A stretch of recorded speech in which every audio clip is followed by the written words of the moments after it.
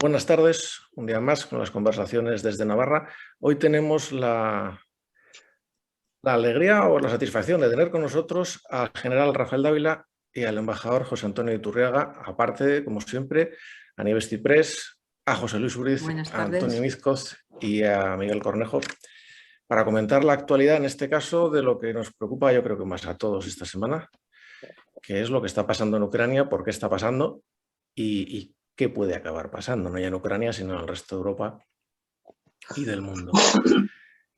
Las dos personas que nos hemos traído tienen un conocimiento muy especializado y muy útil para analizar esta situación. En primer lugar, el embajador ha sido embajador en Rusia, sabe lo que es el régimen de Putin, sabe lo que es una cleptocracia, que es algo que creo que todavía la mayor parte de los que opinamos o intentamos entender no tiene muy claro. El general Dávila ha dirigido realmente no solamente la Legión o la Guardia Real, sino otro tipo de organizaciones militares, y cuando hablamos de qué está haciendo, qué no está haciendo y por qué lo está haciendo el ejército ruso, tiene una opinión más fundada que la inmensa mayoría. Con lo cual, yo creo que podríamos empezar quizá por el origen y preguntar al embajador cómo es la Rusia de Putin y cómo puede ser que se llegue a una situación como esta. Bueno, el origen viene dado por la insatisfacción de Putin con la disolución de la Unión Soviética, que ha considerado como una auténtica catástrofe. Me ha dicho que la catástrofe mayor que le ha podido ocurrir a Rusia en el siglo XX, de la que fueron culpables Apachas, Gorbachev y Yeltsin. Y entonces él se considera una reencarnación de Iván el Terrible, que está llamado a restaurar las grandezas, no ya de la Unión Soviética, sino del Imperio Ruso. Y claro, esto le lleva a no aceptar que Ucrania sea una nación soberana e independiente. Él considera que Ucrania es una parte integrante de Rusia y que por consiguiente pues que no es aceptable que viva su vida independiente, tanto más, y pues esa fue ya, digamos, la causa inmediata cuando Ucrania pretendió o solicitó ser admitida en la OTAN. Ese fue lo que provocó ya una primera reacción que se contuvo porque el presidente ucraniano Yushchenko, que fue el que había solicitado el ingreso en la OTAN, perdió las elecciones, le sustituyó un presidente prorruso, Yanukovych, y este retiró la petición de ingreso en la OTAN, prorrogó el acuerdo de la estancia de las tropas rusas en las bases de Sebastopol, en Crimea, y se paró el golpe.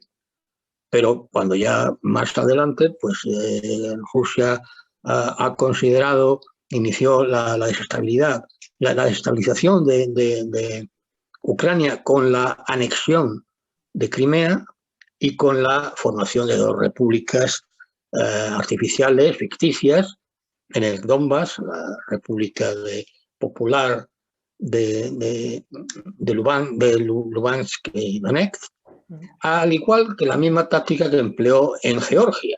En Georgia también, que en el año 2008, cuando solicitó su ingreso en la OTAN, pues la reacción fue la invasión de Georgia y la segregación de dos partes, de dos regiones de Georgia, que fueron Abjasia y Osetia del Sur, a las que declaró independiente. Son dos estados que han sido reconocidos por 8 estados en toda la comunidad internacional, pero que ha provocado por hacer de Georgia un estado fallido. Pues esa es la misma táctica que ha empleado en Ucrania. Y cuando no le ha parecido suficiente, pues ya ha ido por la invasión con la voluntad, no está del todo claro todavía, de si lo que pretende es, en un primer momento era el derrocar al gobierno del presidente Zelensky y establecer un gobierno títere, o bien simplemente tiene intención de ocupar toda Ucrania. Creo que quería era, en la medida de lo posible, entender cómo puede una persona, por mucho que se crea una reencarnación de Iván, ¿cómo puede una persona arrastrar un país de esa manera? Es decir, ¿cómo es Rusia, lo que decíamos antes? ¿Qué significa que sea una cleptocracia? ¿De dónde viene, o como se ha dicho también, un estado de seguridad controlado por las fuerzas de seguridad? Es decir, ¿cómo es ese país? ¿Cómo lo controla Putin? Bueno, pues Putin es un autócrata que controla absolutamente todo lo que ocurre en Rusia. En la época de Yeltsin, que fue en la que yo estuve de embajador, del 96 al 99, había, en fin, no era una democracia perfecta, pero era lo más cercano que ha habido a un régimen democrático en Rusia en toda la historia. Había libertad de partidos, había periódicos y televisiones independientes, había crítica. El propio Yeltsin fue sometido a una censura en la Duma, que salió adelante. O sea, hubo una mayoría para provocar su destitución, pero no se consiguió la mayoría requerida de 2 tercios. Es decir, que había un cierto, todavía no existía una democracia perfecta, pero había un atisbo de democracia. Cuando llegó Putin al poder, pues gradualmente ha ido privando de competencias al Parlamento, no privando de competencias, que nunca ha tenido muchas, sino que al eliminar, impedir que pueda haber una oposición democrática, establecer un partido de Rusia Unida, que es el que tiene la mayoría absoluta sobre la Duma, con lo cual es un juguete de Putin. La descentralización que había iniciado en la época de Yeltsin, de conceder competencias a las regiones de Rusia, pues también las ha cercenado, le ha quitado competencias a los gobernadores, a los presidentes de las regiones, y ha ido concentrando el poder. Al mismo tiempo, ha eliminado, incluso físicamente, a todos los elementos de oposición, sean políticos o económicos.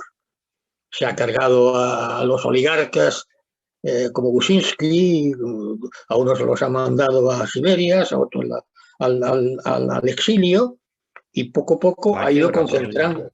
¿Pero? Y a la quiebra, digo, a la mayor parte de los que se lo pusieron. Bueno, sí, claro, a los propietarios, no recuerdo el nombre de este oligarca que está recluido en Siberia, que era el propietario de una de las petroleras mayores de Rusia, pues ha ido eliminándolo físicamente o recurriendo a los métodos más salvajes de la época de la KGB, que es el de la eliminación física, mediante el envenenamiento, o el tiro o la inyección letal. O sea, que ha ido, como decía Narváez, me acuerdo de la anécdota de Narváez, cuando estaba muriendo y le dijo a su confesor, tendrás que perdonaras a tus enemigos. Dice, yo tu padre, pero no queda ninguno. Los he fusilado a todos, pues eso. Putin se ha liquidado todo posible, ha dejado solamente el Partido Comunista Viejo, que no tiene dientes, y el Partido Supranacionalista, bueno, que es en definitiva un aliado. O sea Bueno, y Navalny en la medida que le dejan, pero efectivamente poco lo dejan. Sí, o sea, no hay ningún margen. Entonces, o sea, Putin es un zar absoluto que hace y deshace lo que le place. Lo que se viene llamando un dictador con todas las letras, ¿no? Sí, es un dictador autócrata, pero con los medios que hay o sea, con la falta de reacción que hay en Rusia. O sea, yo le tengo una gran simpatía al pueblo ruso.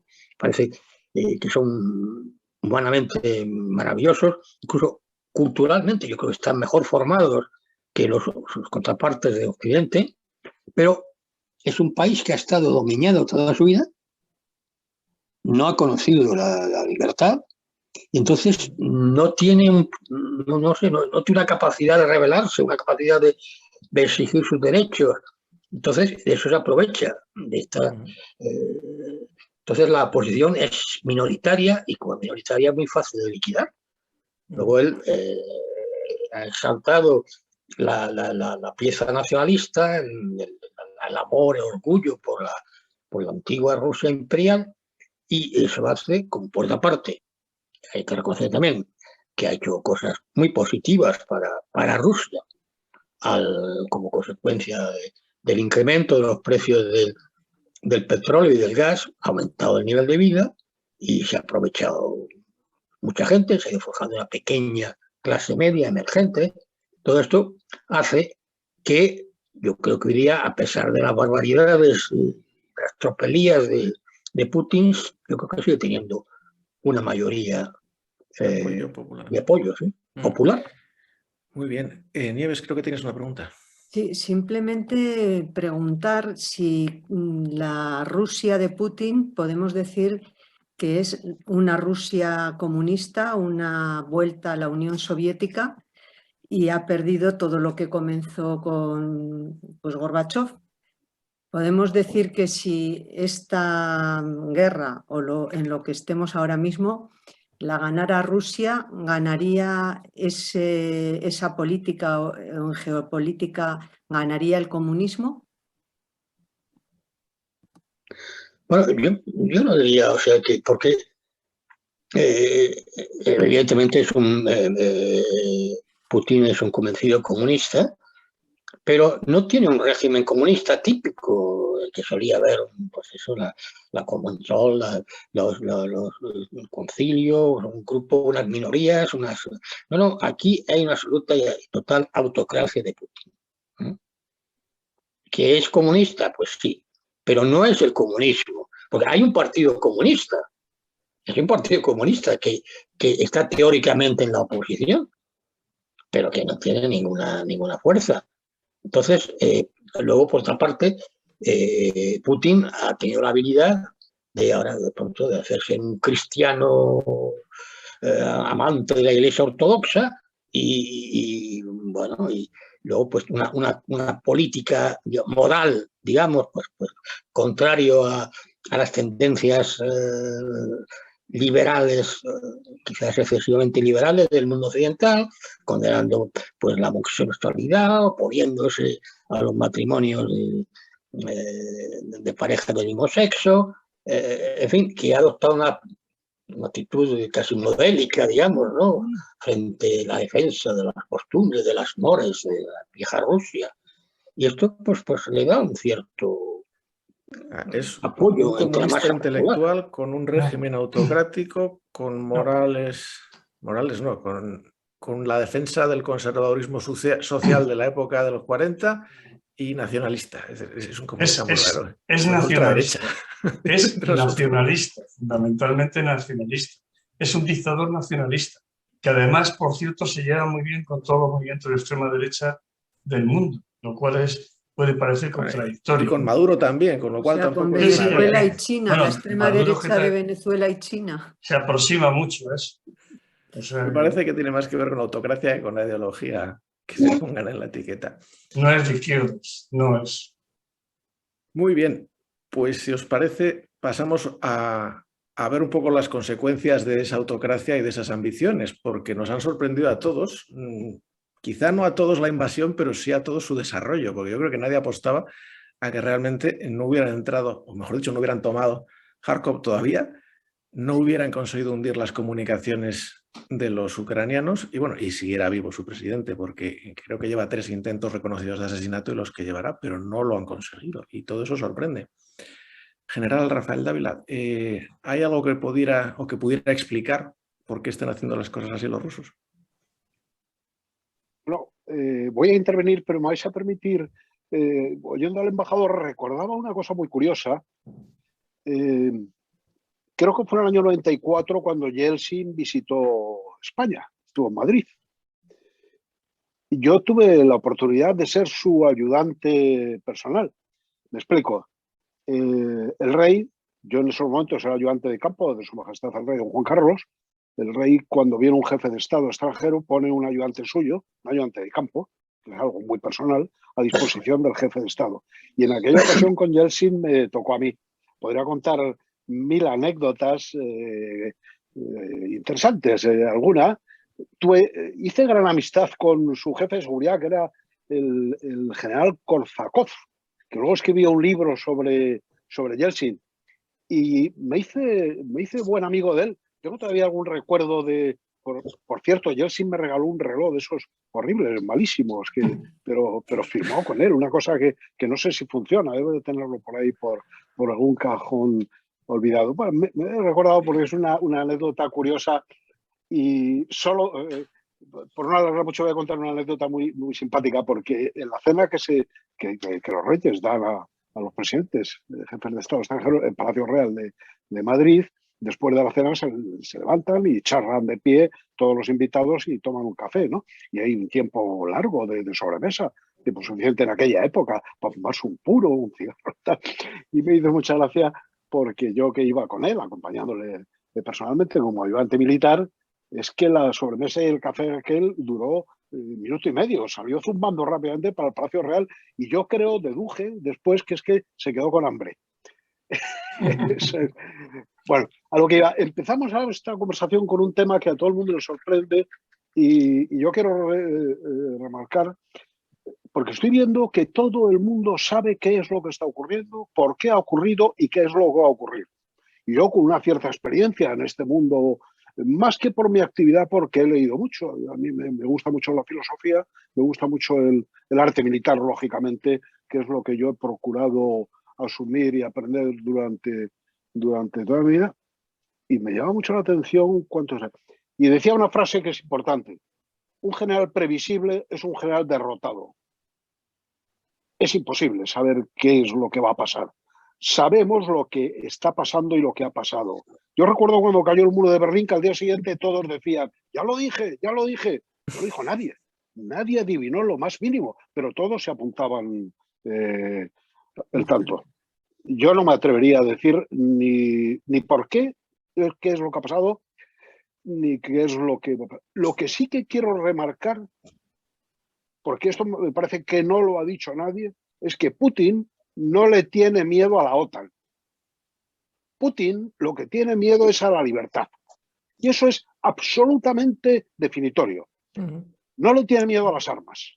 No le tiene miedo a un despliegue de la OTAN. No le tiene miedo, le da igual enfrentarse a quien sea. Lo que le tiene miedo es a la libertad, porque esa es una llama que prende a una velocidad tremenda y se le introduce en su país, y eso sí que no hay quien lo pare. Tú puedes parar 1000 ejércitos, pero a la libertad no hay quien la pare. Ese es el gran temor de Putin, y esa es la razón, por encima de todas, filosófica, si le queréis llamar, por la que él ha iniciado este ataque, porque veía que por Ucrania se le colaba la libertad. Los ucranianos la Revolución habían Naranja. decidido apostar por la libertad. Eso que es lo más sagrado que tiene un pueblo. Y era una nación muy difícil, Ucrania. Ucrania es diríamos, una nación en trozos que se está ahora construyendo. Y se está construyendo bajo la libertad. Amigo, eso Putin no lo soportaba. Evidentemente ha habido un objetivo político estratégico, del cual yo no voy a opinar mucho más, creo que ya lo he apuntado, por el que se ha desencadenado esta terrible guerra, ¿no? Putin quiere seguir siendo una potencia mundial y tal. Desde el punto de vista ya de ahí, bajaríamos al escalón que yo me metería un poco más estratégico militar. ¿Cuál es la razón estratégica militar? Que es el escalón siguiente al escalón político. Es ese paso de, como decía Clausewitz, ¿no?, de la guerra como la continuación de la política. Bueno, pues en ese caso yo creo que también está muy claro. Lo he escrito hace poco y me perdonará si lo ha leído y alguno que me repita. Aquí hay un plan militar que está claro, y cualquiera... Esto es muy importante, desde el punto de vista militar también. Cada vez que se hable de un conflicto hay que ponerse delante de un mapa, aunque sea un mapa elemental. Si no, no se entiende nada. Y si nos ponemos delante de un mapa, vemos el mar de Azov, vemos el mar Negro, vemos por el norte el Báltico, vemos por el oeste... Empezamos a ver cosas y decimos, caray, si pasó lo de Crimea, ¿pero por qué quería Crimea este hombre? Y yo me acuerdo de Jenofonte, Yalá, el Mediterráneo. ¿Recordáis? El Anábasis, ¿no? Y por el norte, el Báltico. ¿Por qué se mete con Suecia y Finlandia? Fijaros, ya empezamos a ver alguna tenaza enorme. El Báltico y el Mediterráneo. Y luego la dependencia. Europa dependiente. Fijaros una cosa de la que habla poca gente. El Nord Stream 2, es una jugada alemana con Rusia, que querían que el Báltico, que el gas se lo llevasen directamente a Alemania.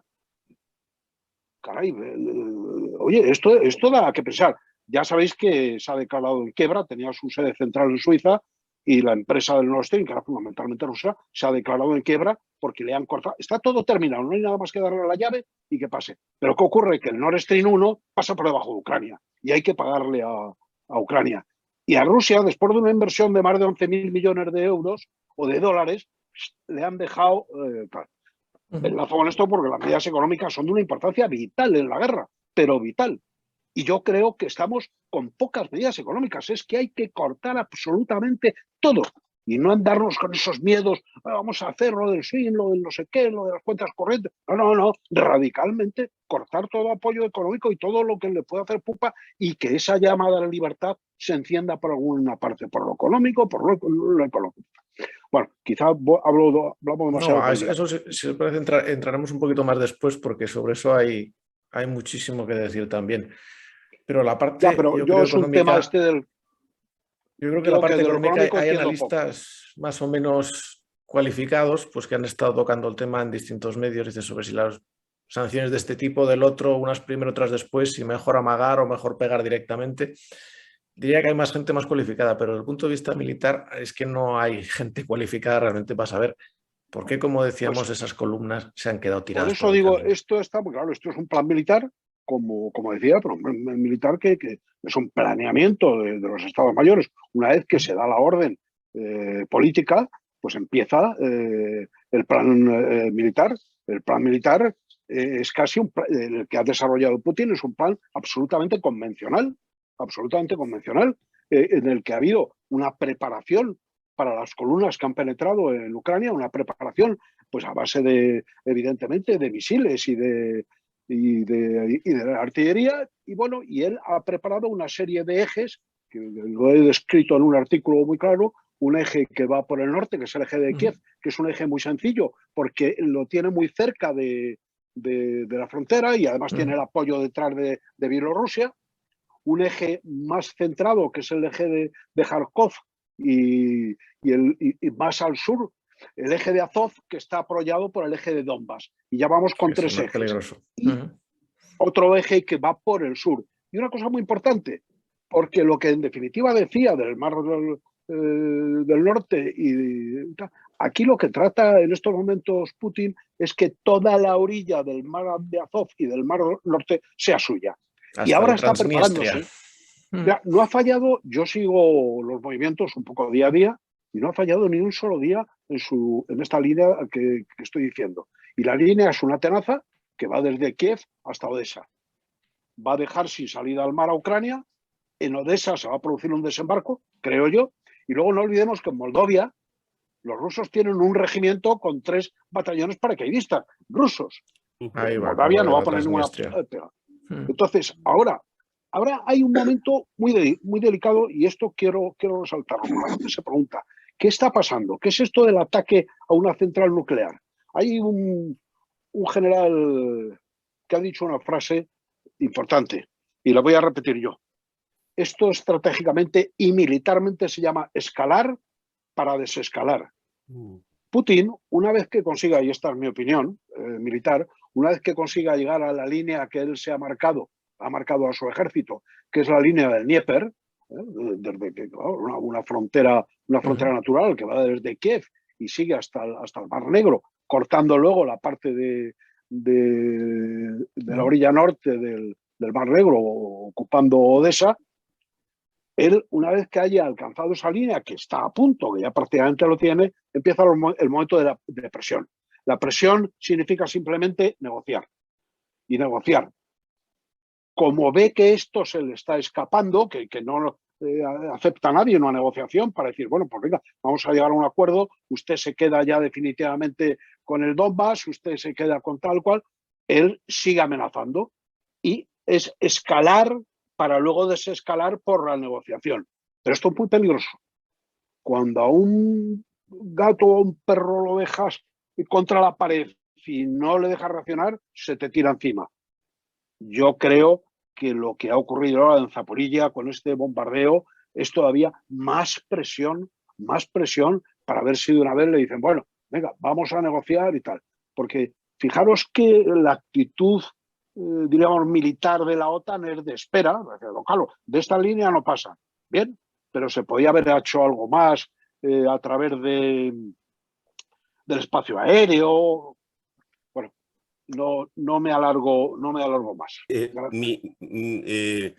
Embajador, yo quería hacerle una pregunta. Usted mencionaba antes, y creo que con mucha razón, que el pueblo ruso, que es un pueblo muy noble, que es un pueblo culto, que es un pueblo formado, es también, si lo podemos decir así, un pueblo muy manso a la hora, bueno, de revolverse o de volverse en contra. Mi experiencia cuando he estado en Moscú, pues era cuando a la gente con la que ibas, que eran rusos, no les dejaban entrar en ciertos sitios y yo les preguntaba, pero bueno, ¿cómo admitís que en vuestro país no os dejen entrar a este restaurante o a este sitio, etcétera? Y bueno, simplemente ellos no decían, pero uno tenía la sensación de que no sabían decir niet. ¿Usted cree que hay opción de que internamente en Rusia se produzcan movimientos de respuesta a Putin hasta el punto de intentar derrocarlo desde dentro? Bueno, antes de contestar a su pregunta, quiero decir que estoy de acuerdo con la observación que ha hecho el general Dávila de que efectivamente Putin no le tiene miedo a la OTAN porque no tiene motivos para tenerlos y que tiene miedo a la libertad, al contagio de que un país en condiciones similares a las suyas, como es Ucrania, pueda llegar a convertirse en una democracia, tanto en el plano político como en el económico. Y esto ahí está detrás, es un tema que había que desenvolver y no quiero entrar en este momento, a salvo que queráis que lo hablemos más tarde. Pero yendo a tu pregunta, efectivamente, o sea, el pueblo ruso nunca ha conocido la libertad. Entonces, pues claro, pues, es muy difícil. Ahora, yo quiero introducir una pequeña nota, no de optimismo, pero sí de una cierta esperanza. Y es que durante años no se ha producido prácticamente, no había oposición. La oposición era unos cuantos liberales de la zona de San Petersburgo y de Moscú, pero que eran fácilmente tenidos bajo control, hasta si necesario eliminándolo físicamente como a Nemtsov. Pero ahora, y últimamente, a raíz de esta agresión, de esta ocupación de Ucrania, ha habido una serie de reacciones que me han sorprendido gratamente. Voy a mencionar alguna de ellas. Andrei Kozyrev, que fue ministro de Asuntos Exteriores con Yeltsin en su primera fase, se ha dirigido a los diplomáticos rusos diciendo que está avergonzado de la conducta de Putin y les ha propuesto que dimitan todos en protesta. El señor que fue ministro de Asuntos Exteriores de Yeltsin. Un antiguo general Leonid Ivashov, ha atacado muy duramente a Putin, de hecho que está poniendo en riesgo no solo la reputación, sino incluso la existencia de Rusia. El periodista y premio Nobel de la Paz, Dmitry Muratov, ha mandado una carta abierta con 400 intelectuales criticando la posición de Putin y exigiendo un alto el fuego inmediato. Otro consejero de Putin, Andrei Kostunov, ha presentado su dimisión porque dice que Putin está convirtiendo a Rusia en un paria internacional. No sé, podía citarlo, que estas son las que me han llegado a mi conocimiento. Pero, bueno, y sobre todo, a pesar de la represión, porque salir a la calle a protestar, simplemente a decir que no se está de acuerdo con el ataque a la hermana Ucrania, es un motivo de meterte en la cárcel. Pues todos los días se producen manifestaciones no muy amplias en toda Rusia, asumiendo el riesgo de que lo detengan y lo manden a la cárcel. Esto es un fenómeno que yo no había visto nunca. O sea, que esto revela que algo se está cociendo. Que esto va a producir una rebelión interna será muy difícil, pero por algo se empieza. Muy bien, teníamos una pregunta de José Luis. Bueno, yo tengo que reconocer que soy un analfabeto en estos temas y que he venido a aprender, pero que alguna idea tengo como analfabeto, ¿no? Yo me sitúo en una posición muy peligrosa y que incluso genera insultos en las redes sociales, que es en la posición de equidistancia, ¿no? De esa ingenuidad equidistante, de, bueno, ¿por qué pasa esto? Aquí hay una parte muy mala, hay otra parte muy buena, ¿qué pasa aquí, no? Y entonces, para raíz de eso, me hago preguntas. Por ejemplo, yo, General Dávila, me hago una pregunta: ¿cómo es posible que un país tan avanzado como Rusia aparezca una caravana de 60 kilómetros que decían que estaba tal y de repente se para porque, según las informaciones, por cierto, no tienen solo informaciones de una parte, no de la otra, y eso para hacer opiniones es difícil, y se para porque no tenían combustible y no tenían comida? O sea, yo si fuera así, si fuera Putin, todos los generales y todo el staff de alrededor, me lo retiro, porque eso es tremendo. Paralizar una columna de 60 kilómetros porque no te lleva comida y llega caducada y no tienen gasolina, pues es tremendo, ¿no? Y luego, en segundo lugar, me hago una reflexión. O sea, yo creo, me da la impresión, ya sé que voy a dejarlo claro, Putin es un criminal, es un dictador, ha invadido ilegalmente Ucrania, digo, para que no haya ninguna duda, ahí me sitúo yo. Pero yo digo, ¿no será también porque se ha sentido amenazado porque Estados Unidos lleva años filiqueando con el tema de la OTAN y ha metido a Hungría, ha metido a Polonia y ahora Ucrania?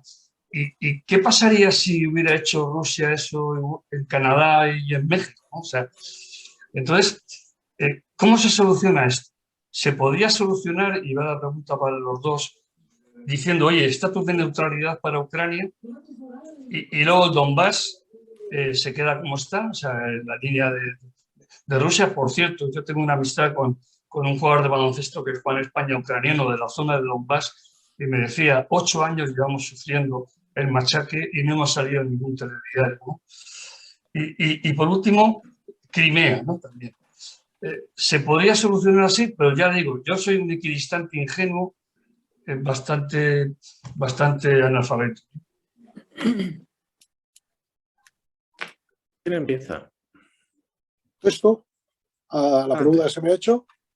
Sí. Antonio, me parece que era verdad. No, José Luis. No. José Luis, perdona, José Luis. ¿Quién te ha dicho a ti que esa columna se ha detenido y que no tienen gasolina ni comida? Porque a mí no me lo ha dicho nadie, nada más que lo he visto por ahí en unas fotografías. Vamos a ver, lo que quiero decir, ¿qué credibilidad tiene eso? Vamos, no me lo creo. Sencillamente, vuelvo a repetir que forma parte de una serie de, llevamos diciendo, el ejército ruso es un desastre, no tienen ni idea, los generales rusos son unos analfabetos. Y yo repito, llevo analizando día a día los movimientos y por ahora no ha fallado ninguno. Algunos dicen la Rasputisa, la época del lobo. Yo no me lo creo.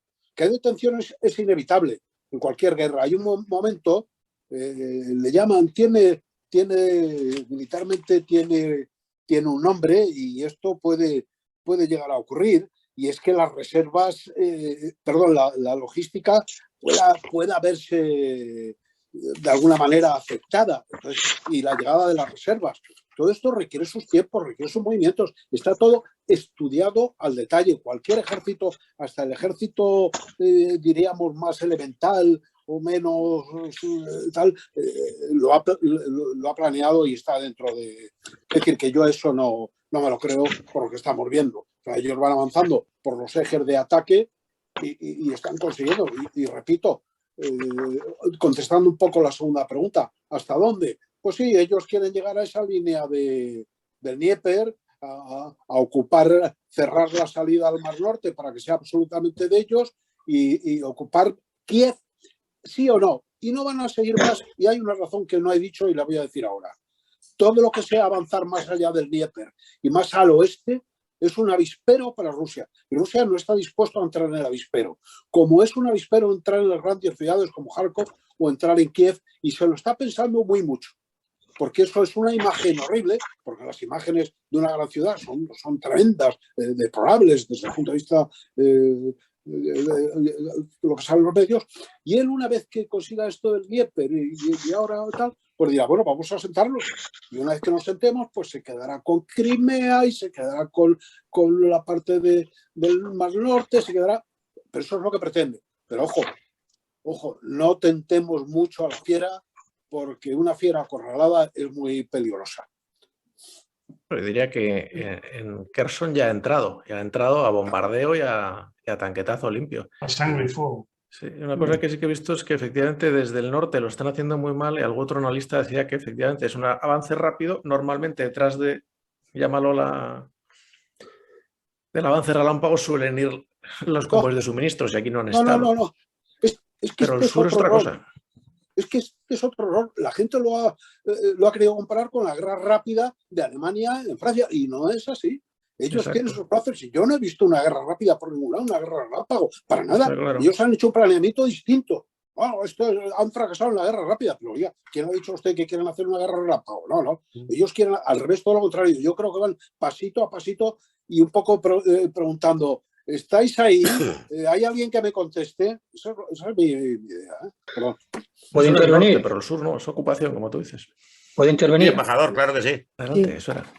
Bueno, quiero desarrollar un poco las últimas ideas que ha sugerido el general Ávila sobre lo que es Ucrania. Ucrania es un mosaico de nacionalidades, podríamos, la tecnología española históricas, pero que están fundamentalmente agrupados en dos grandes entes, que es la Ucrania oriental, que es rusófona, ortodoxa, más industrializada, que había estado dominada por Rusia históricamente, y la parte occidental que dependió de Polonia, de Lituania, que es agrícola, fundamentalmente agrícola, católica, proeuropea, o sea, que son dos mundos completamente distintos. O sea, lleva razón, pues, en general, que si Rusia se mete con la Ucrania occidental, va abocada al fracaso. Mientras que si interviene en la Europa oriental, en la Ucrania oriental, pues tiene muchas posibilidades porque ahí cuenta con muchos apoyo. Pero es curioso, que con su política está provocando, incluso entre los rusófonos, un cierto sentimiento patriótico ucraniano. Eso se ha visto en Kharkov. No es normal que un país que dice que va a proteger, a liberar a los pobres rusófonos ucranianos del genocidio de un judío nazi, sean bombardeados como en Kharkov, donde el 80% son rusófonos, y los ha machacado. O sea, qué forma de proteger la libertad. O sea, que que Rusia tiene muchas posibilidades de dominar toda la Ucrania oriental, de impedir el acceso de Ucrania al mar de Azov y al mar Negro, convertirlo casi en un landlocked, un estado sin litoral, Eso está muy dentro de sus posibilidades. Yo no estoy, aunque confieso que no soy militar, soy un modesto teniente de infantería de marina de complemento, es lo máximo a lo que he llegado, pero no estoy del todo de acuerdo con el general cuando dice que no hay guerras rápidas. Yo he sido embajador en Irak y he sido testigo del asalto de Saddam Hussein a Kuwait, por ejemplo. Una operación relámpago que en horas 24 conquistó Kuwait, cambió el gobierno, puso un gobierno títere y se retiró. Lo que pasa es que cuando se retiraba, pues se formó la coalición de Naciones Unidas liderada por Estados Unidos y los machacaron. Bueno, yo creo que el gobierno ruso ha cometido un error de cálculo. Yo creo que ellos han planeado una intervención rápida. No esperaban la resistencia que han encontrado. Y yo creo que eso ha contribuido a que actualmente la verdad que no está haciendo un papel muy airoso el estado de estos, yo no sé si los 60 kilómetros de camiones, tanques, vehículos acorazados que están ahí muertos en risa, en doble fila, desde hace varios días, con problemas de que los soldados abandonan los tanques y asaltan los supermercados porque no tienen comida. Yo no creo que eso lo hubiera planeado los generales rusos. Yo creo que se habían confiado, pero luego no han tenido la eficacia que su superioridad aérea les ha facilitado. Entonces, el meterse en la ciudad de Kiev no va a ser una tarea fácil, a menos que vayan al sistema de checheno de destruir la ciudad entera. Entonces sí, puede muy fácil ocuparla. Pero no veo yo tan fácil. Y entonces las negociaciones. Rusia, yo no sé también esto de que escala para desescalar. Yo no veo a Rusia mucha voluntad de desescalar. Rusia, cuando ha impuesto incluso que no son negociaciones, son conversaciones, la prueba es que actúa de mala fe, es que no solamente no ha tenido un alto al fuego, aunque sea provisional, sino que ha incrementado y endurecido sus ataques. Siente, las condiciones que pone son las condiciones que el gobierno ucraniano no las puede aceptar, porque son que renuncie o sea, que acepte la anexión de Crimea, que acepte la independencia de Donetsk y de Lugansk, de que admita la desmilitarización, la neutralización y la desnazificación, cualquiera sabe lo que quiere decir eso, del territorio, y que se comprometa a que no va a pedir entrada en la OTAN y en la Unión Europea. Eso ya tiene castaña.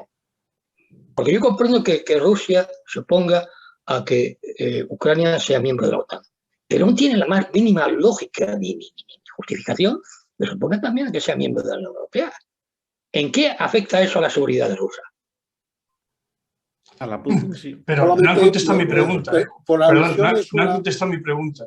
Bueno, no han contestado la pregunta. ¿Cuál? ¿Qué pasaría?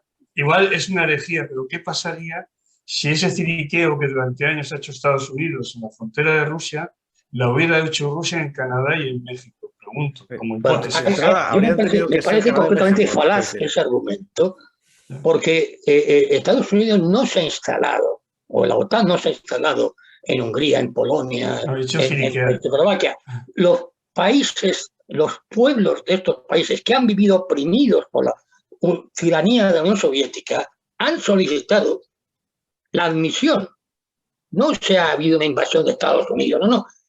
Estos estados han solicitado el ingreso en la OTAN para tener una cierta seguridad frente a lo que ya han sufrido en su historia. Y bueno, si México decidiera pedir una instalación de unos misiles en el Río Grande, bueno, pero no creo que el gobierno de México o de Canadá lo vayan a pedir. Entonces yo creo que la comparación es completamente carente de la menor base lógica. Mi general, por alusiones, eso es. Sí, es que hay una cosa que solamente quisiera decir. Primero, respecto a esto último, y así contesto un poco José Luis.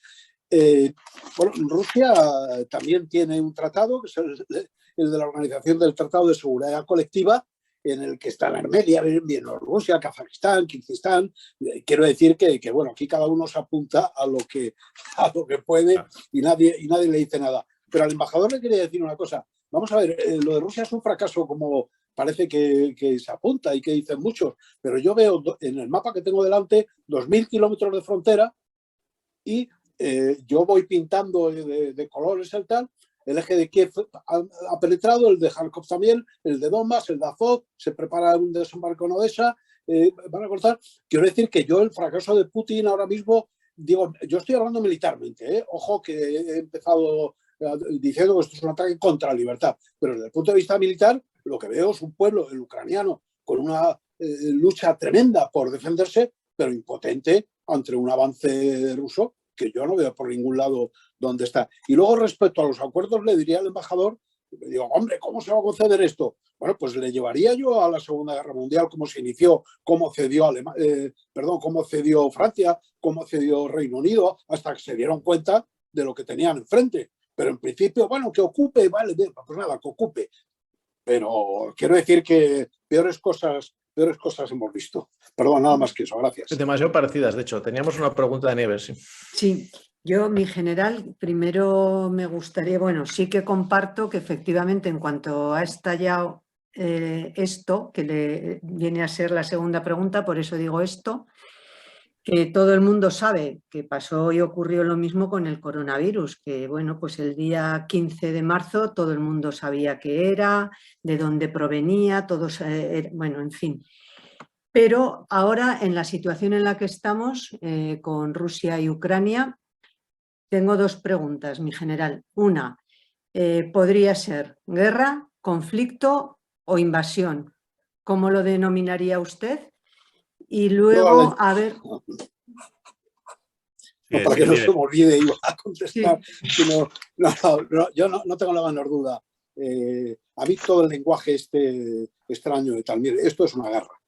Podrá ser una invasión, podrá ser un conflicto, lo que es una guerra. Desde el punto de vista, lo que pasa es que el lenguaje buenista que queremos utilizar y poner tal, muchas veces lleva a la confusión. Esto es una guerra con todas las de la ley. Una guerra como trataba ya desde hace mucho tiempo los grandes tratadistas militares y hasta, en fin, para que lo entendamos más y es más conocido, es la guerra que define Clausewitz de una manera clara y rotunda. O sea, destruir al enemigo e imponer su voluntad, imponer la voluntad propia sobre el enemigo. No hay conflicto ni invasión. Hombre, es que una invasión es una guerra, evidentemente. En el momento que se están manejando armas, están manejando camiones, misiles y matando gente, pues estamos en una guerra.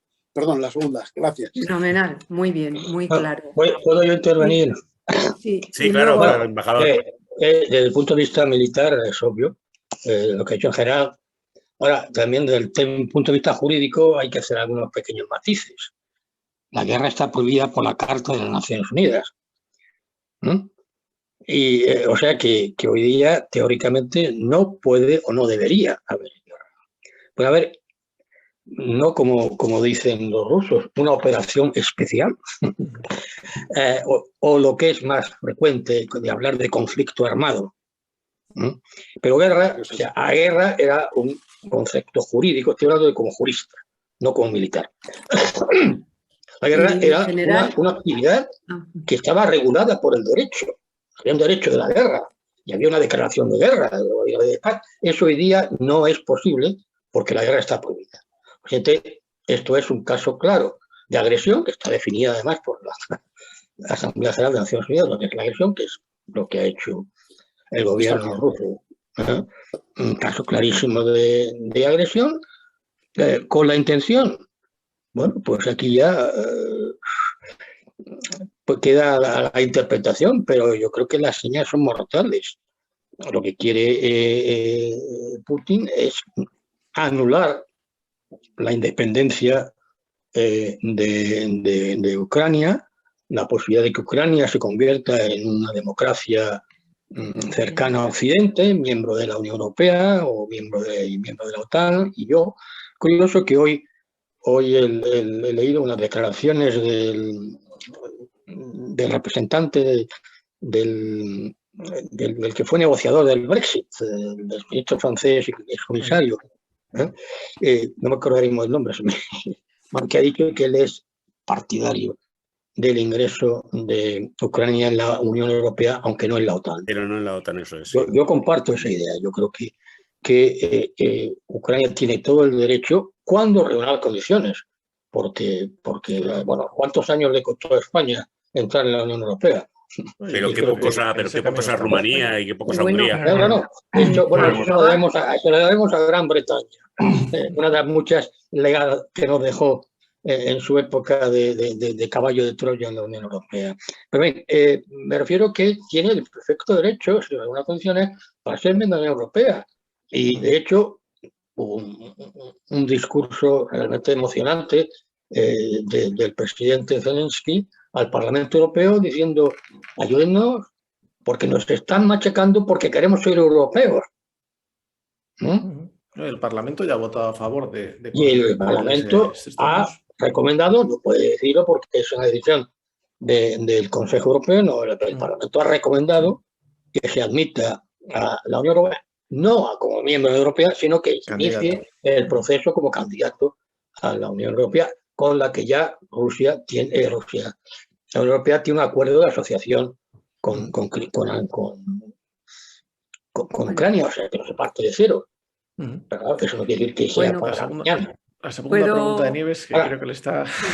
Mi general, la segunda pregunta era, llevamos una semana prácticamente, ¿no?, con esta guerra.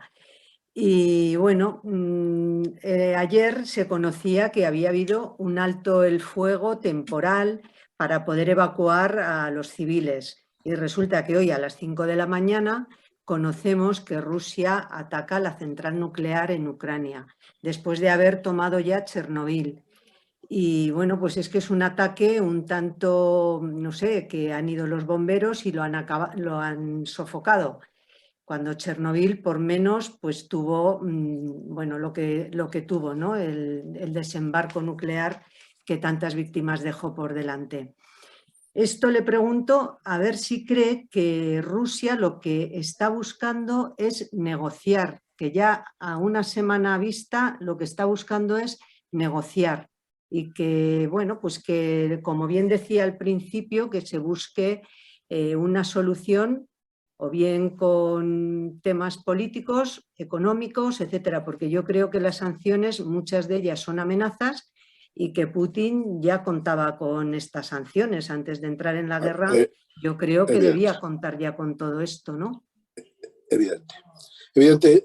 Nieves, vamos a ver, primero al embajador le insisto, guerra. Será injusta o injusta, pero guerra. Nieves, está muy claro y además creo que de alguna manera lo he esbozado.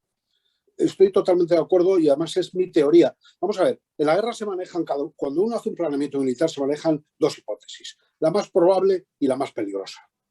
Yo las he analizado en algún artículo y dije siempre que la más probable es lo que está ocurriendo, llegar al Dnieper y entrar en negociaciones. La más peligrosa es evidente que esto sea una llama encendida y creo que con la frase que voy a decir me explico. Dentro de muy poquito veamos que China está reclamando Taiwán y atacando Taiwán. Creo que con esto lo digo todo, cómo se enciende el mundo y cambia por completo el panorama. Esa es, bajo mi punto de vista, la hipótesis más peligrosa. Y con la hipótesis más probable, yo, general, monto la maniobra y con la hipótesis más peligrosa, monto la seguridad. En estos momentos estamos en la maniobra sin perder de vista la seguridad, en esta guerra. Creo que ha sido no tan alarmante, porque repito que las noticias son, cada uno da las que quiere. El ataque a Zaporilla, por los datos que yo tengo, no ha sido ni mucho menos lo de Chernobyl. Es decir, que no existe en este momento que estamos hablando el riesgo de Chernobyl. Han atacado, han lanzado un misil, no en las posibilidades, pero no. Sigue funcionando. Hay un problema que, claro, del calentamiento de los reactores, tiene que haber una refrigeración, si falta la energía eléctrica todo esto se puede complicar, pero evidentemente mi opinión, y me arriesgo a darla y a apostar por ella, es que Putin lo único que está buscando ya en estos momentos de la guerra es la negociación. Que dice el embajador que es imposible, que no se puede ceder. Bueno, de acuerdo, estoy absolutamente de acuerdo, pero solo recuerdo que en la Segunda Guerra Mundial también había muchas cosas que no eran posibles y parecían imposibles y llevaron a la Segunda Guerra Mundial. Creo que haber contestado, Nieves. Sí, gracias. gracias. Precisamente con lo de la segunda opción, la más peligrosa, la razón por la que Europa, que en principio estaba con bueno, algo haremos, está cada vez más envalentonada, cada vez cerrando más grifos y cada vez sancionando más. ¿Y por qué cada vez más? Es que ya estamos hablando de empresas que sin tener obligación legal están cerrando el grifo, perdiendo millones y millones de beneficio, y eso no es algo que sea de 15 días y mañana pido perdón y vuelvo. Si sales con una patada al régimen ruso, no vuelves a entrar en 10 años. Y eso es lo que está haciendo ahora muchísima gente. Quiero decir que la gente y los estados están reaccionando ante la posibilidad de máximo riesgo de o paramos esto o ya no hay segunda oportunidad de pararle. Bueno, yo solamente veo, perdón, un momentito nada más, solamente veo una debilidad en el ejército ruso en estos momentos, y es en el mismo ejército y en la población. Que pudiesen haber evidentes datos, por ahora son muy tenues, pero que haya ya evidentes datos de la falta, que esta palabra es clave, de la voluntad de vencer. En el momento que empieza a fallar en ese ejército la voluntad, que es probable, ojo con el ejército ruso, que históricamente podríamos poner ejemplos, entonces podríamos empezar a ver la luz al final del túnel. Perdón por haber cortado. Perdóname, José Luis, porque esto es una cosa que viene un poco al hilo de lo que comentaba mi general, y es que efectivamente esta mañana el periódico londinense Times decía que posiblemente el propio Servicio Federal de Seguridad de Rusia, el heredero de la KGB que fundó Boris Yeltsin en 1995, y que depende directamente del presidente Putin, podría ser quien estuviera detrás de las filtraciones que han evitado tres intentos de asesinato contra el presidente de Ucrania, y que posiblemente, bueno, pues algunos mandos e integrantes de ese servicio secreto no estuvieran muy satisfechos con la acción de Putin contra Ucrania, que al fin y al cabo ellos consideran una nación hermana. A esto me quería referir y les pido la opinión tanto al embajador como a mi general. ¿Ustedes creen que hay una virtualidad de que eso pueda derivar, como les preguntaba antes, hay quien habla hasta de asesinar a Putin? Derribarlo. Sí. Bueno, yo creo que, yendo al punto donde empezó la discusión última, si, como dice el general, Rusia, el gobierno de Putin, lo que pretende es ahora escalar para desescalar y negociar, yo la verdad es que no me lo creo. De luego, si quiere negociar, no está dando la menor muestra de ello. Yo creo que las autoridades rusas han hecho un error de cálculo. No se esperaban la resistencia y no se esperaban la reacción de la Unión Europea, que es una reacción bastante valiente porque es consciente de que las medidas que han tomado, que al principio no querían tomar, con la gradualidad de las sanciones, ya han tomado sanciones tan graves como la de suspender por parte de Alemania el Nord Stream 2. Conscientes de que esto le va a costar muy caro al ciudadano europeo. Y sin embargo lo han asumido por comisión o porque si no se para los pies a Putin, pues es dejar abierto pues que hoy es Ucrania, mañana puede ser cualquier otro territorio, incluidos los países bálticos, con la misma lógica con la que quiere incorporar Ucrania, puede pedir la reincorporación de los estados bálticos.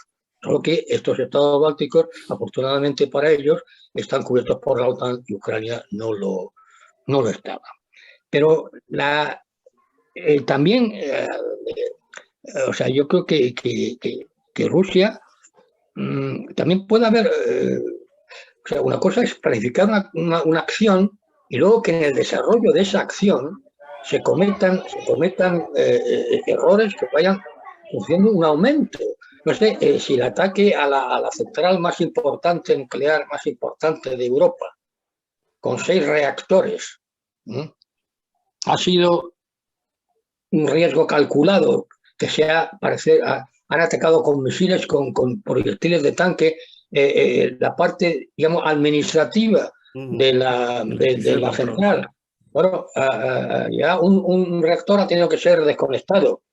Y lo bueno del caso, o lo malo del caso, es que si se produjera una explosión de cualquiera de los reactores, ya se han dicho los técnicos que puede ser 10 veces más grave que la explosión de Chernóbil. Y además, lo bueno o lo malo del caso, hoy he leído en algún sitio que el viento soplaba hacia las ciudades rusas de Rostov y Krasnodar. O sea, que si hay una explosión nuclear, lo que van a sufrir, por supuesto, los ucranianos, pero también los rusos. Porque, por ejemplo, cuando Chernóbil sufrió mucho más Bielorrusia que la propia Ucrania, por las circunstancias, por lo que fuera. O sea que yo no veo una voluntad realmente de Rusia de negociar. O sea, es indiscutible que Rusia tiene tal poderío militar, sin llegar a recurrir a la fuerza nuclear, que ya ha sacado la amenaza al ponerla en estado de alerta a todo el equipo nuclear. Es un órdago, es un medio de presión, o realmente ha llegado Putin a ese extremo de estar dispuesto a utilizarla, ¿no? Es una situación demasiado grave para pensar que ha sido una frivolidad. Pero, o sea, es evidente que Rusia puede deshacer el mapa a Ucrania, obviamente, tiene un poderío militar, pues infinitamente David, o sea, Goliat contra David. Pero también es posible que en eso puede haber dentro de la intervención, que efectivamente que haya hecho toda esta presión para ahora estar en una posición fuerte en la mesa de negociación, si es que realmente se decide negociar. Bueno, están los ejércitos y están los servicios secretos. Anteriormente el FSB, que fue heredero de la KGB, fue precisamente el primer director fue Putin. Lo conocí a él cuando él era director de la FSB y estaba casado con una profesora de español y asistía a las embajadas, a las recepciones. En fin, que la voluntad o sea, naciones de este servicio secreto, que ha probado su eficacia y su eficiencia hasta en Londres, en muchos otros sitios, el propio gobierno ha reconocido que ha enviado a un grupo de los energúmenos de Chechenia para matar al presidente de Ucrania. No lo han ocultado. O sea que yo creo que el objetivo fundamental, en principio, de Rusia en su campaña militar era un rápido avance, llegar hasta Kiev, destituir al gobierno y poner un títere y ya está, y entonces quizás retirarse o no, pero eso le ha fallado. Y entonces ha entrado en una línea ascendente en los ataques y eventualmente en la ocupación. Yo creo que militarmente eso Gabriel sabrá mejor que yo, que todos los técnicos dicen que una ocupación total de Ucrania es inviable, sobre todo en la parte occidental de Ucrania. Requeriría una presencia de una cantidad de tropas y una situación de vulnerabilidad. Yo, y con esto termino, quiero también dar una cuestión, un apunte jurídico. Rusia, con la posición de fortaleza, y después de haber aniquilado, machacado, masacrado, destruido ciudades y tal, haber puesto contra las cuerdas al gobierno ucraniano que pida árnica como sea, bueno, puede imponer un tratado. Pero desde el punto de vista del derecho internacional, el Convenio de Viena de 1969 sobre los tratados considera nulos todos los tratados que se han llevado a cabo, que se han desarrollado, se han celebrado mediante el uso o la amenaza de la fuerza, o cualquier tratado que sea contrario contra las normas del jus cogens. Es decir, que incluso si militarmente Rusia consiguiera hacer que Ucrania, en una situación de total debilidad, aceptara un tratado inicuo, ese tratado sería inválido conforme al derecho internacional. De acuerdo, es que lo harían imponer ellos mismos. José Luis, adelante. Sí, yo solamente un par de reflexiones cortas y una pregunta. Estamos planteando la idea de que estas medidas que se han puesto en marcha económicas van a afectar al pueblo ruso, que el pueblo ruso se puede sentir mal, pero es que esas medidas económicas son boomerang, o sea, los primeros que los estamos viendo y los que estamos sufriendo somos los occidentales, o sea, con la diferencia de que el pueblo ruso está acostumbrado a una dictadura y nosotros estamos en democracias.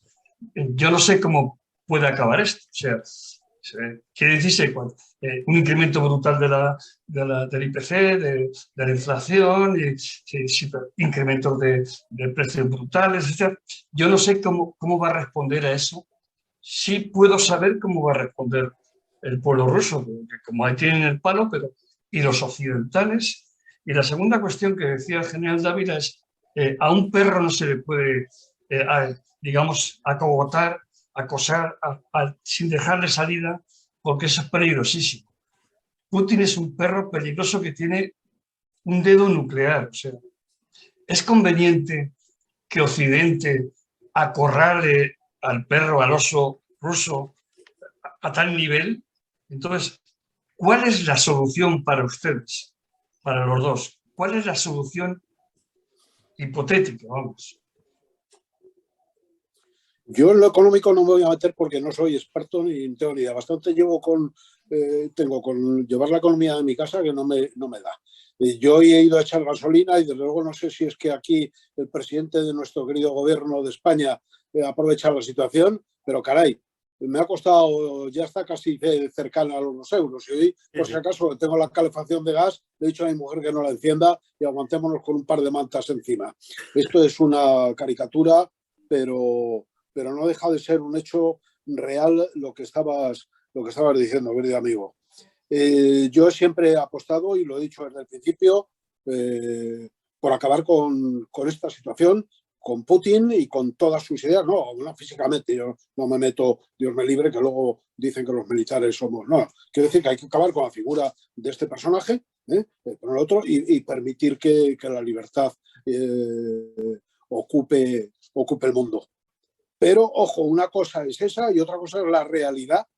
La realidad. Y el embajador sabe perfectamente que se dice una cosa de cara al público y a los medios y tal, y se hace otra en las mesas de negociación a puerta cerrada. Y creo que es el momento de negociar a puerta cerrada y ver qué posibilidades hay de salir antes, porque claro, si el perro lo acorralas, y esto, perdón por la expresión, pero no es exactamente, pero bueno, vale, si al perro lo acorralas o lo matas o se te echa encima, Ojo, eso está claro. Creo que contesto a tu pregunta, José Luis, gracias. Sí, gracias. Bueno, pero yo voy a plantear una objeción a la pregunta. ¿Quién está acorralando a quién? ¿Occidente está acorralando a Putin? No, pero no es eso. Pues son los resultados. Claro, es el resultado. Es que no estamos hablando de quién es el culpable. Pero entiende la cosa. De modo que un señor agrede al vecino, lo bombardea, lo machaca, y entonces que al pobrecito que no lo ponga contra la pared, que puede morder. No he entendido la pregunta. Que nudo bocado está pegando ya. No, yo creo que el sentido de la pregunta de José Luis era que las medidas, fundamentalmente las económicas, que son prácticamente las únicas que está tomando Occidente contra Putin, no van a acorralar a Putin, pero sí van a acorralar al pueblo ruso. A lo mejor es el pueblo ruso el que acorrala a Putin. No, yo creo que... Bueno, yo creo que no me ha entendido, pero bueno, yo no digo que... yo no entro en la dinámica de quién es el culpable, que está claro. Eso lo tengo claro. Pero una vez dicho eso, tenemos que ser lo suficientemente inteligentes para que dejarle alguna salida a ese culpable para que no arrase con todos. ¿Y quién es el culpable? O sea, esa tesis de que hay que premiar, Putin, ya lo he dicho. premiar al agresor. Claro. Claro. Hay que hacer la táctica de los Sudentes, de los primeros ministros de Inglaterra y de Francia cuando cedieron ante Hitler. No, yo no he dicho Hay que ceder, porque claro, hay que darle salida honrosa al posible agresor. Aquí no es posible, sino al agresor. Esa es la alternativa, arriesgarte a que la guerra se convierta en algo bastante más grande que una guerra fría, o dejar que el agresor se salga con la suya o por lo menos sin daños por lo que ha hecho. No sé, Yo creo que daños ya tiene. hay una Daños cosa ya desde el tiene. punto de vista de la guerra económica, lo que comentábamos antes, lo que ha empezado la Unión Europea no son sanciones puntuales para que llevar a Putin a la mesa de negociación. Estamos hablando de convertir a Rusia en un estado paria, estamos hablando de un ataque, una guerra fría a 10 años contra Rusia y contra Putin. Esto no es una cuestión puntual. Creo que eso ya se ha decidido. A estas alturas estamos hablando de cuándo entra, si sobrevive Ucrania, en la Unión Europea. Estamos hablando de sanciones a largo plazo, estamos hablando de exclusiones, estamos hablando de un cambio en la política energética europea para excluir a Rusia. No estamos hablando de me he enfadado, estamos hablando de me he equivocado durante años y estoy corrigiendo trayectoria. Pues que Si eso Alemania, hace que abrace a Rusia, es que lo va a hacer seguro. que Alemania deje de comprar gas, y aunque se enfaden sus ciudadanos porque pasan frío el año que viene. Están en ello y de Claro. hecho acaba el invierno. Claro. Acaban de añadir 100.000 millones de euros al presupuesto militar de Alemania. Si eso no responde a la pregunta, no sé qué más lo puede responder. Esa es la Alemania ha hipocresía decidido que se occidental. equivocó con la pacificación. Hay un dato interesante. Bueno, todo el mundo ahora se dan cuenta de que lo que no han querido ver durante años es que la dependencia económica de una dictadura podía ser la económica, en el sentido de que se ahorraba mucho dinero, pero a la larga, cuando llegan los momentos difíciles como ahora, era una dependencia estratégica tremenda y era Europa, la Unión Europea, sobre todo Alemania, pero no solamente Alemania, eran carne de chantaje, que es lo que está haciendo Putin últimamente. Entonces, Alemania le ha costado, en ese sentido, todo el mundo hace grandes elogios a Merkel, yo también creo que fue una gran estadista, pero creo que con Alemania, con Rusia fue excesivamente débil. Y el famoso Nord Stream 2 era magnífico acuerdo para Rusia y para Alemania, como también hubo un acuerdo que entonces consideró muy conveniente para Rusia y Alemania, el pacto Ribbentrop-Molotov, que dio lugar al comienzo de la Guerra Mundial. O sea que ojo con esto, que con ese gasoducto muy beneficioso para Alemania, pero era muy perjudicial para Ucrania y para muchos otros países, no solamente económicamente, sino también estratégicamente. Aquí Alemania yo creo que pecó un poco de egoísmo, no un poco, no un mucho, y ahora es admirable, y creo que el actual canciller Schloss ha tenido un acto realmente digno de encomio, y es parar el Nord Stream 2, que supone un gasto muy grande de que ha invertido Alemania muchos millones de euros y que facilitaría en gran medida su suministro más económico de el gas ruso, que sigue siendo el 40% del que importa. Pero ojo, eso no la liberaría de la dependencia estratégica de Rusia. Por consiguiente, ya es hora de que empiecen a diversificar el suministro de energía. Y hay varias posibilidades. Por supuesto, está el desarrollo de las energías limpias, aunque eso no es para mañana. Está otro que absurdamente, por ejemplo, nuestro gobierno no quiere recurrir, que es el de la energía atómica, que es una energía limpia, como hace en Francia, como hace la ecológica Suecia, como hacen tantos otros países. Nosotros no, por motivos ideológicos, decimos que la energía nuclear es mala. Y la energía nuclear es especialmente una de las pocas que a corto plazo, a muy corto plazo, puede aliviar esta dependencia energética de Rusia o de Argelia o de Qatar, de quien sea. O sea, una diversificación que permita no estar en esta dependencia absoluta de una potencia que en un momento determinado pueda actuar de forma chantajista. Y ahí, no sé si habréis visto, ha habido ya un plan presentado por la Agencia Internacional de Energía que consiste en un año, limitar en 1/3 la dependencia de la Unión Europea de la importación de gas ruso. Si no he ido mal, tenemos a Portugal sugiriendo que se utilicen a fondo las plantas gasificadoras portuguesas y españolas, se reabra el gasoducto de España a Francia, que ahora va al 15%, y empecemos a importar gas estadounidense, hablando en plata, para sustituir al ruso. Buen se negocio. Puede hacer y se puede hacer mañana.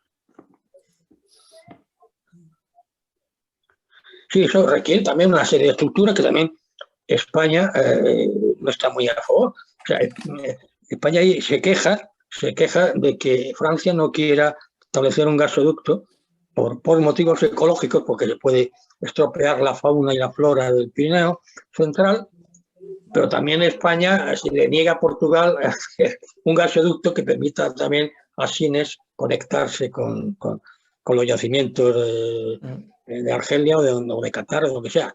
O si viene el gas líquido licuado a las centrales españolas que pueden transformarlo en gas, pues que pueda transmitirse a Europa. Para eso hace falta un gasto en infraestructuras y infraestructuras de gasoductos que hasta ahora Francia no se ha mostrado muy propicia. No y la son propia rápidas, España, decía que ya tenemos tampoco. uno. Otra cosa es que está como decía el 15%. Pues como apliquemos el filtro de democracia-dictadura a la energía, pues tendremos que hablar sobre el tema de Arabia Saudí, de Qatar, etc. Bueno, pero pillan más ¿Estamos dispuestos a eso? Podemos hacer ¿Estamos dispuestos a hacer lo mismo? ¿Con todos? Pregunto, para no ser hipócritas. Habría que preguntar también a los del cambio climático, ¿no? Que nos han hecho depender. Esas preguntas nos llevan un poco más lejos. Claro, quitándolo del carbono nos han hecho depender del gas. O sea que esas también, preguntas nos llevan un poquito más lejos. Efectivamente, es otro tema. Son incómodos. Hemos visto ya, Antonio se ha tenido que ir porque las horas son las que habíamos planificado para el cierre de sesión. Quería dejar eso sobre la mesa, como habéis comentado. Tenemos el tema de la libertad como el objetivo real de la invasión de Putin. Tenemos el tema de que la supuesta ineficacia del ejército ruso es más una teoría que una realidad, porque el avance se está realizando, sobre todo desde el sur se está verificando ocupación. Tenemos el tema de que la reacción del pueblo ruso pues, se está notando, lo que decíamos antes de todas las personas que se han significado ya, los 700 científicos de hoy, los 6.000 y pico detenidos ya que citaban a Navalny, verificados, yo creo que había 2.000 y pico, pero él dice 6.000.